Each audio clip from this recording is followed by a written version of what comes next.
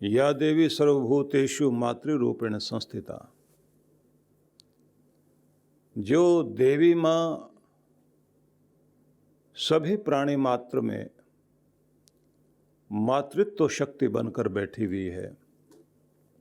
नमस्तस्यै नमस्तस्यै नमस्तस्यै नमो नमः, उस मातृशक्ति को प्रणाम करते हैं। प्रत्येक व्यक्ति का जन्म माता पिता के द्वारा मिलता है, लेकिन प्रत्येक के अंदर भगवान ने एक अद्भुत शक्ति दी है। पिता के अंदर पितृत्व शक्ति दी है तो माँ के अंदर मातृत्व शक्ति दी है। उसी का परिणाम तो ये होता है कि किसी बच्चे को जन्म देने के साथ ही कोई युवती जब माँ बनती है तो उसका समस्त प्रेम और सारी ऊर्जा अपने बच्चे के लिए लग जाती है। किस तरह से ध्यान देती है। उस समय उसका पूरा ध्यान इस बात पर रहता है कि मेरी नींद भी मेरे बच्चे के लिए है, मेरा सुख चैन भी मेरे बच्चे के लिए है, मेरा सजना संवरना भी मेरे लिए महत्वपूर्ण नहीं, मेरे बच्चे को संवरना, उसका ध्यान रखना। जो अपने गर्भ में रख कर के माँ अपने श्वासों से श्वास बांटकर अपने जिगर का खून देकर संतान को जन्म देती है, कितना लगाव उसके अंदर अपने बच्चे के प्रति हो जाता है। नींद कोई भी नहीं चाहता कि वो अपनी नींद को त्यागे। सोते सोते गहरी नींद में अगर माँ को पता लगता है कि उसका बच्चा इस समय करवट ले रहा है या उसको कोई दिक्कत है, छोटी सी आहट में भी उठ जाती है। गोद में लेकर सुलाएगी, पिता डांट देगा और कहेगा सारा दिन काम करता हूँ तो कम से कम रात को चैन से सोने तो दो। और फिर वो अपनी गोद में लेकर बरामदे में, बालकनी में दूसरी तरफ ले जाकर के बच्चे को थपकी देकर सुलाती है। किसी से शिकायत भी नहीं करते। और कमाल तो ये है कि हर आदमी दूसरे की गंदगी से घृणा करता है। अपने को तो स्वच्छ कर लेता, लेकिन दूसरे को स्वच्छ करना आसान बात नहीं है। लेकिन वो माँ अपने बच्चे को स्वच्छ करने के साथ सजा संवार कर अपने दिल से लगा करके उसे प्यार करती है। और कहीं भी कोई संकट आए तो अपने आप को आगे कर देती है। सोचिए, माँ का हाथ थर्मामीटर है, हाथ से छू करके बच्चे का तापमान नाप लेती है कि लगता है ठीक नहीं है ये। उसका माथा छू लेगी, हाथ छू लेगी, हाथ गर्म लग रहा है। उसके चेहरे को देखकर उसे समझ में आ जाता है कि आज इसकी तबीयत कैसी है। जिसको अपनी भूख प्यास का ध्यान नहीं है, लेकिन बच्चे की भूख प्यास को भी हृदय से समझती है। थोड़ा सा बच्चा बड़ा भी हो जाए, घुटनों के बल रेंगने लग जाए या फिर पलने पर लेटा रहे, माँ उसे छोड़कर के काम करने के लिए भी जाए तो आप देखिए कि किचन में भी उसके कान, उसका हृदय, उसका मन अपने बच्चे से लगा रहता है। सब तरह के कष्ट सह लेगी, घर के लोगों के ताने, उनके उलाहने, उनके द्वारा कड़वी बातें सब सह लेती अपने बच्चे के लिए। ये चीज क्या है? ये मातृशक्ति है, मातृत्व की शक्ति। ये वो ममता, ये वात्सल्य है जो किसी भी संतान को पलने पोषने के लिए परमात्मा ऐसे प्रदान करता है। कहीं कहीं देखने में आया है कि माँ नहीं रही और बच्चे को पिता पालता है तो उसके अंदर भी वो मातृत्व जाग जाता है। उस समय अपने बच्चे का पूरा उसी तरह से ध्यान रखेगा, वैसे उठाएगा बैठाएगा, अपनी नींदें कुर्बान करेगा, अपने कंधे पर बैठाकर दुनिया दिखाएगा, उसके लिए कमा कर लाएगा। अपने बच्चों को पालने पोसने के लिए खुद को बेच देता है एक व्यक्ति, दूसरों की गुलामी करने के लिए मजबूर हो जाता है, अपना अहंकार त्याग देता है। ये क्या शक्ति है? जगदम्बा, जगजननी, माँ परमेश्वरी, जिसे हम दुर्गा, भवानी कुछ भी कहें, महाकाली, महालक्ष्मी, महासरस्वती, किसी भी नाम से पुकारें, वह शक्ति सबके अंदर विराजमान है। यहाँ तक कि एक छोटे से बीज में भी वो शक्ति विराजमान है। जब कोई बीज अंकुरित होता है तो उस बीज के अंदर का जो भाग है, आपने देखा होगा, 2 अंकुर निकलते हैं प्रत्येक बीज के अंदर से। एक अंकुर ऊपर आकाश की तरफ जाता है और दूसरा जड़ बनकर जमीन में चला जाता है। आपको वो ऊपर उठता हुआ अंकुर पौधा बनता हुआ वो तो दिखाई देता है, लेकिन जड़ बनती हुई नहीं दिखाई देती। सारा भोजन, स्थायित्व, उसको, पौधे को ठहराना, संभालना जड़ कर रही होती है। वो जो जड़ है वो कोई और नहीं है, वो मातृशक्ति है। विवाह के समय में यह कहा जाता है कि वर बोलता है, द्यौरहं पृथ्वी त्वं, मैं द्यौलोक हूँ।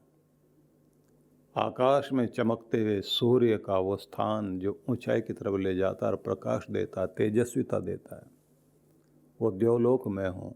पृथ्वी त्वं, धरती तुम हो, जिस पर दुनिया बसती है, जिस पर परिवार बसता है, जिस पर जीवन चलता है, वो तुम हो।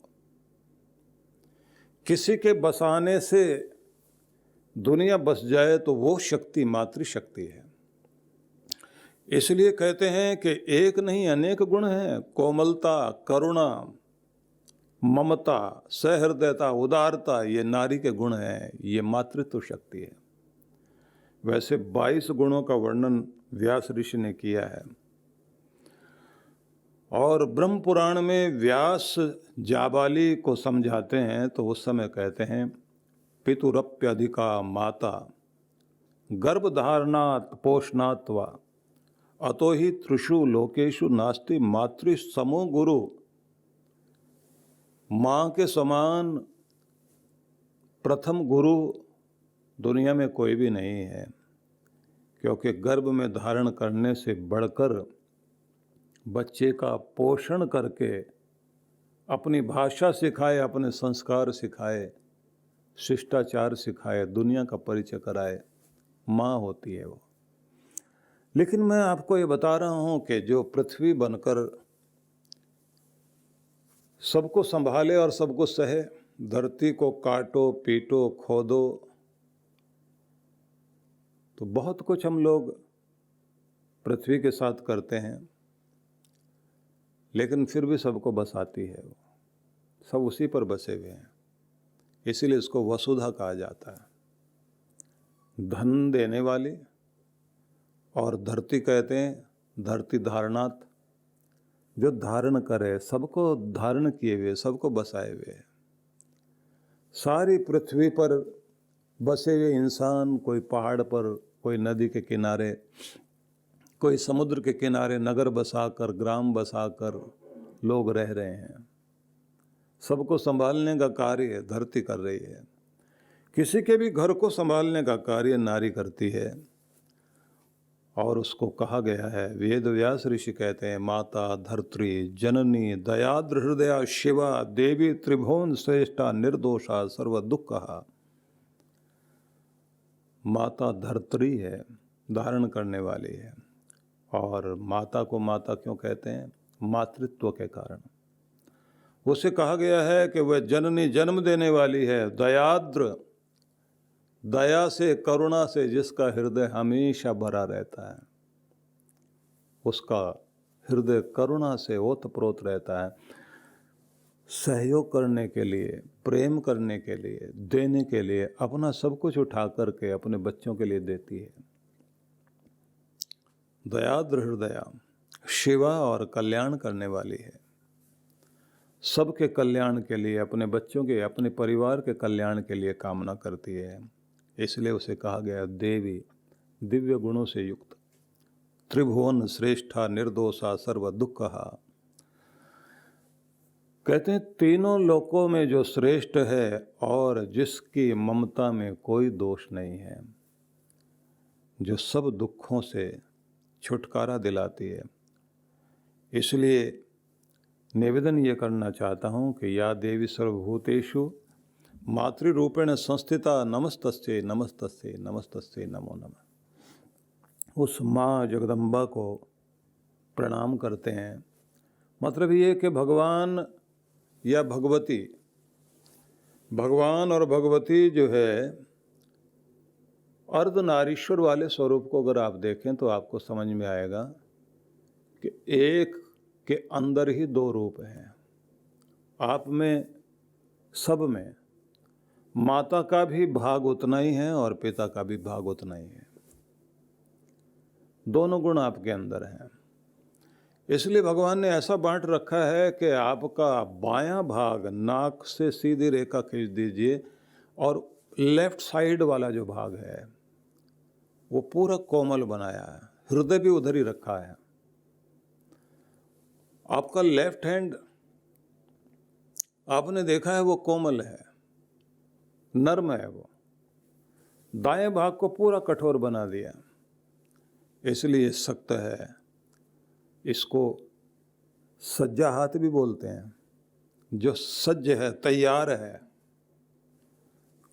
उर्दू में आप तैयार कहते हैं और किसी काम के लिए तैयार होने को संस्कृत में और हिंदी में सज्ज होना, कि मैं इस कार्य के लिए सज्ज हूँ, तो सज्ज शब्द का प्रयोग किया जाता है, जिसका मतलब होता है कि तैयार। तो इसलिए इस हाथ को सज्जा हाथ भी लोग बोलते हैं और इसको जो है पंजाब में लोग सज्जा हाथ, खब्बा हाथ, बाएं को खब्बा हाथ बोल देते हैं। ये दक्ष है, दायां हाथ दक्ष है, कुशल, प्रवीण। ये वाम हस्त है, वाम सुंदर, कोमल। महिलाओं के लिए इसलिए एक शब्द आता है वामा, जो कोमल है लेकिन कमजोर नहीं है। बायां हाथ कोई कमजोर नहीं है। माँ भी जब बच्चे को गोद में लेती है तो आपने देखा होगा, कंधे पर, बाएं कंधे पर सिर, दाएं हाथ की तरफ उसके पांव बच्चे के। और इस तरह से क्यों लेती है वो, गोद में लेगी क्योंकि उसका हृदय, बच्चे का हृदय माँ से जुड़ा रहता है। ये भारतीय परंपरा है। माँ अपने हृदय का प्रेम अपने बच्चे को दे रही होती है। जो बच्चे माँ के साथ रह कर के पलते हैं, बहुत ममता वाले, प्यार वाले बच्चे होते हैं। पिता के साथ रहने से बच्चे के अंदर दक्षता आती है, वीरता आती है, साहस, हिम्मत आती है, डर का सामना करना सीखता है। इसलिए दोनों चाहिए। तो जो सबके अंदर शक्ति बनकर बैठी है, तो मैंने इसलिए आपसे कहा कि प्रत्येक भवन की नींव जो है वो माँ है, और जो भवन ऊपर दिखाई दे रहा है वो पिता है। तो दोनों मिलकर के ही भवन बने हुए हैं।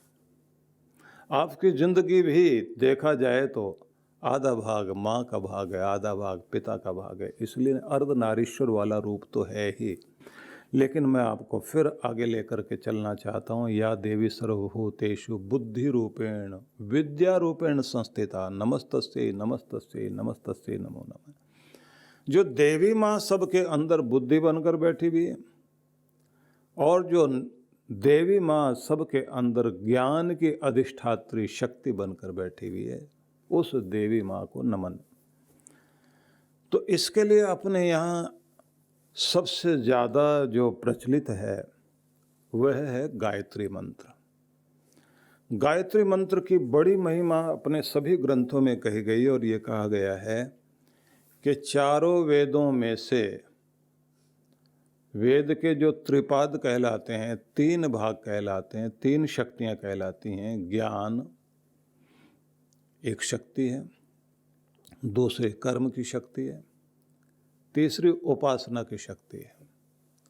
तो तीनों शक्तियों से तीन रूप लेकर भगवान ने ओंकार को प्रकट किया या ओंकार से ये तीनों भाग प्रकट हुए। इसको कहा गया अकारम चाप्योकारम च मकारम च प्रजापति वेद त्रयान निर्दुहूत भूर्भुव स्वरिति इतिच्छ। कहते हैं कि भगवान ने, ये मनु महाराज ने कहा मनुस्मृति में, कि भगवान प्रजापति ने 3 वेदों से 3 महाव्याहृति लेकर एक शक्ति प्रकट की। उस शक्ति को ही हम गायत्री शक्ति कहते हैं, क्योंकि उसमें सबसे पहले भूर्भुव स्व ये कहा जाता है। तो इस सब की व्याख्या करेंगे आपके सामने, लेकिन उससे पहले मैं ये बता देना चाहता हूँ कि सभी ग्रंथों में गायत्री मंत्र की बहुत बड़ी महिमा कही गई है, और महिमा का गान गुणगान इतना किया गया है कि ये कहा गया है कि गायत्री से बढ़कर कोई और शक्ति नहीं, क्योंकि प्राचीन काल से समस्त योगी ऋषि मुनि ज्ञानी ध्यानी महर्षि लोग योगी लोग जिस शक्ति की उपासना सबसे अधिक करते रहे हैं वह शक्ति गायत्री शक्ति है।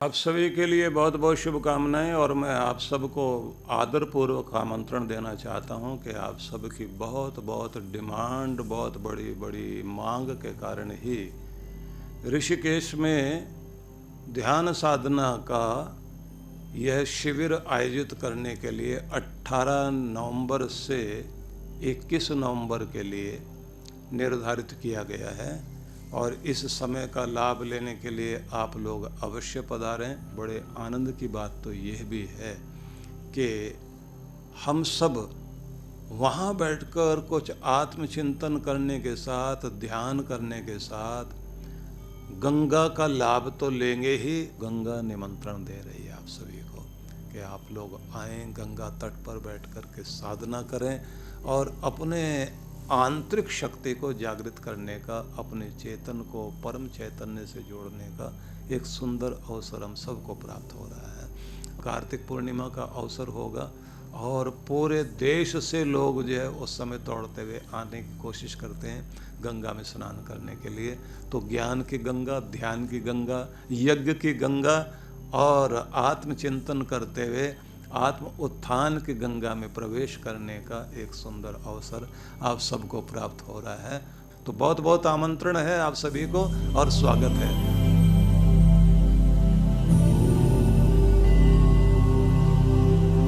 सद्गुरु श्री सुधांशु जी महाराज द्वारा मानव सेवा को समर्पित संस्था विश्व जागृति मिशन वर्ष 1991 से धर्म, समाज एवं मानवता की सेवा में संलग्न है। यह संस्था 90 मंडलों, सेवा केंद्रों के माध्यम से न केवल भारत अपितु देश के बाहर अनेक देशों में सेवा के कार्य कर रही है। संस्था की स्थापना से लेकर अब तक विगत 30 वर्षों में जहां लोगों को सन्मार्ग पर प्रेरित करने के उद्देश्य से गुरुवर ने 7000 से अधिक प्रवचन दिए हैं, वहीं देश के राज्य की राजधानियों व प्रमुख नगरों में लगभग 40 आश्रम, 25 मंदिर, सत्संग भवन व ध्यान साधना केंद्रों का निर्माण हुआ है। दिल्ली में करुणा सिंधु धर्मार्थ अस्पताल एवं फरीदाबाद के आरोग्य धाम अस्पताल में लाखों जरूरतमंद रोगियों का उपचार व ऑपरेशन किया गया है। अनाथ गरीब बच्चों के लिए सूरत में अनाथाश्रम, दिल्ली एवं कानपुर में गुरुकुल, फरीदाबाद में ज्ञानदीप विद्यालय, मुरादाबाद में सृजन प्राइमरी स्कूल, झारखंड के रुक्का खूंटी गांव में आदिवासी बच्चों के लिए 2 पब्लिक स्कूल समेत दिल्ली में उपदेशक महाविद्यालय भी बनाया गया है। इन शैक्षणिक संस्थाओं में लगभग 2500 बच्चों को शिक्षित व संस्कारित किया जाता है। दिल्ली के आनंदधाम आश्रम में जहां वृद्धाश्रम एवं वानप्रस्थ संचालित हैं, वहीं आश्रम की कामधेनु गौशाला में 125 गौओं की सेवा की जाती है। कामधेनु गौशाला की तरह ही देश के प्रमुख नगरों में 7 अन्य गौशालाएं भी संचालित हैं। साथ ही पूजा पाठ, यज्ञ अनुष्ठान से लोगों में धार्मिक भावना जागृत की जाती है। ओम अग्नये सप्तजिह्वाय स्वाहा, ओम अग्नये हव्यवाहनाय स्वाहा, ओम अग्नये शोधनजाताय स्वाहा। गरीब जरूरतमंद महिलाओं को सक्षम बनाने के लिए जहां कई तरह के प्रशिक्षण दिए जाते हैं, वहीं गरीब कन्याओं के विवाह में सहयोग भी किया जाता है। प्राकृतिक आपदा जैसे कि बाढ़, भूकंप, तूफान आदि में जहां मिशन द्वारा प्रधानमंत्री राहत कोष में सहयोग किया जाता है, वहीं जैसे वर्तमान में चल रही महामारी कोरोना संकट काल में जरूरतमंदों को भोजन, राशन किट व सांसों के संकट से जूझ रहे जरूरतमंद मरीजों को देश विदेश से मंगाकर ऑक्सीजन कंसंट्रेटर बांटे गए। मानव सेवा को ईश्वर भक्ति मानते हुए सेवा परमो धर्म के भाव से विश्व जागृति मिशन के सेवा कार्य निरंतर जारी हैं। आइए मिशन के सेवा पथ पर बढ़ते कदमों में कदम से कदम मिलाकर चलें और मानवता की सेवा में दान सहयोग कर पुण्य के भागीदार बनें।